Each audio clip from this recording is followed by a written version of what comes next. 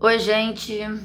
Vamos falar um pouquinho de Flamengo e Grêmio. Aliás, Grêmio e Flamengo, né? Porque o primeiro jogo foi lá na Arena do Grêmio.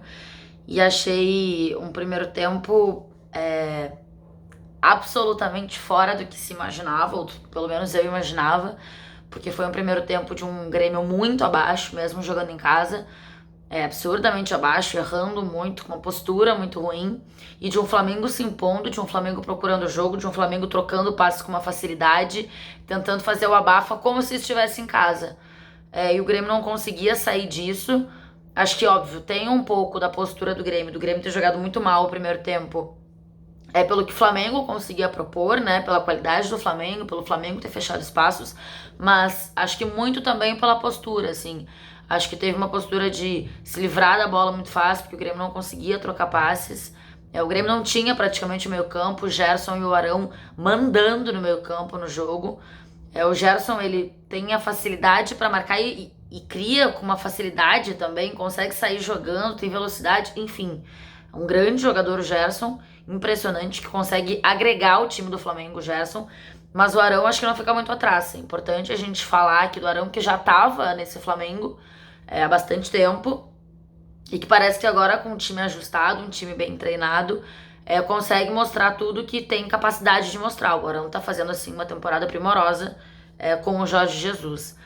O Grêmio, por outro lado, no meio campo tinha o Michel, né, no primeiro tempo e até boa parte do segundo tempo. E aí o Michel um pouco agrega na criação, então era muito se livrar da bola. E o Mateuzinho tava errando, coisa que o Mateuzinho quase nunca faz, tá? Mas ele tava errando muito passe, sendo muito desarmado.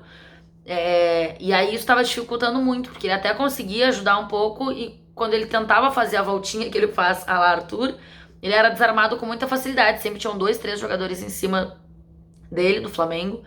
E aí ele era desarmado com facilidade, o Grêmio praticamente não conseguia ficar com a bola. Quando mais pro fim do primeiro tempo começou a conseguir um pouco mais a bola, ainda assim, ou começou a sofrer um pouco menos, ainda assim não criava absolutamente nada. Ainda deu pra ver até no primeiro tempo um Tardelli tentando ajudar um pouco mais na marcação, um Luan em alguns momentos também voltando, mas no primeiro tempo de uma superioridade enorme do Flamengo, e que não foi traduzido em gols, né? E aí, pô, tá óbvio que teve o VAR e anulou lá os gols do Flamengo. Eu tô falando gol de VAR, que vale, né, gente? Os gols foram anulados corretamente pelo VAR, então não dá pra gente entrar, eu acho, nesse questionamento. Então o Flamengo não conseguiu, eu acho que, colocar a superioridade dele no placar. Do outro lado, um Grêmio que saiu bem demais do primeiro tempo, porque jogou absolutamente nada e conseguiu sair zerado. No segundo tempo, o jogo muda, não há uma superioridade do Grêmio, ou há em uns 5 minutos, mais pro meio, assim, do segundo tempo. Mas é um jogo mais equilibrado, pelo menos. É um jogo que o Grêmio consegue mais ficar com a bola, que o Flamengo ainda assim tem chances importantes, com o Gabigol, com o Bruno Henrique, enfim, existem chances. E algumas chances criadas pelo Flamengo também, pelas saídas que fazia o Kahneman. Ele faz uma perseguição individual que ele sai pra dar o bote uma vez e ele não volta mais. Ele sai pra dar o bote e ele fica indo atrás da bola naquele lance. Só que isso deixa um buraco lá atrás. E isso deixa um buraco lá atrás com o David Braz, não com o Jeromel. Então tem uma diferença, pelo menos pra mim, aí. Tem uma diferença muito grande nos laterais, né, das duas equipes. Pra mim, Cortez e Galhardo não estão nem perto de Rafinha e Felipe Luiz, assim, nem próximo. E o gol do Flamengo acaba saindo no melhor momento do Grêmio, no momento que o Grêmio consegue passar a criar um pouco mais, no momento em que o Luan volta a ser o Luan, que tá voltando a ser nas últimas partidas do Grêmio, e que realmente, assim, consegue dar ritmo ao time do Grêmio, coisa que o Luan não conseguia há muito tempo. Era no momento que o Grêmio tava melhor, que a torcida tava começando a ficar um pouco mais empolgada, e aí acho que teve um escanteio e o Diego Alves pede atendimento. Claro, pra dar aquela esfriada básica. E aí, nessa esfriada, o Flamengo entende, dá pra ver o Rafinha também fazendo um sinal pros caras terem um pouco mais de calma. E essa é a diferença, né? Você ter esses jogadores com mais vivência de jogos grandes, jogos importantes, decisões, faz diferença para esse momento, principalmente para esse Flamengo que nas últimas temporadas tem sofrido aí com eliminações e com apagões quase, e sofrendo muita pressão por não vencer a Libertadores. Então acho que ali fez muita diferença a experiência do Diego Alves de parar o jogo, a experiência do Rafinha de pedir um pouco mais de calma. E de fato ali o Flamengo botou a bola no chão e ao invés de tentar ir com mais velocidade ao ataque, com mais rapidez na troca de passe, ele tentou dar uma cadenciada no jogo, tentou dar uma acalmada, tentou baixar o ritmo do Grêmio, que naquele momento estava conseguindo crescer na partida.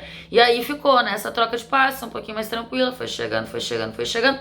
E aí nessa o Kahneman sai para fazer uma perseguição, o Flamengo consegue levar toda a defesa do Grêmio para um lado, cruzamento, e aí no segundo pau sai o gol numa falha do Galhardo e para mim numa falha também do Paulo Vitor. Acho que ele podia ter saído. O Paulo Vitor, aliás, tem mostrado alguma insegurança há algum tempo. Mas também com o Paulo Vitor não tem muito o que fazer. Acho que vai ser o goleiro titular também no jogo da volta. A partir dali, acho que o Flamengo tenta ainda forçar um pouquinho mais. Só que ali, na comemoração do gol, o Gerson acaba sentindo uma cãibra muito forte. E aí ele acaba saindo. E entra o Pires da Mota, e ali volta a mudar um pouquinho o jogo. O Grêmio consegue fazer algumas substituições. E aí, assim, com todo respeito ao André, mas pelo momento que o André vive, não faz nenhum sentido a primeira substituição do Renato ser colocar o André na vaga do Tardelli. Nenhum. Mas foi o que o Renato fez. E aí, na sequência, ele coloca o Maicon e coloca o PP. O Maicon, desde que esse Grêmio passou a vencer a Copa do Brasil lá atrás, com o Renato em 2016, depois da Libertadores, enfim, o Maicon o cara mais importante desse time. Por mais que na Libertadores 2017 o Maicon tenha ficado fora por algum tempo, por conta de lesão.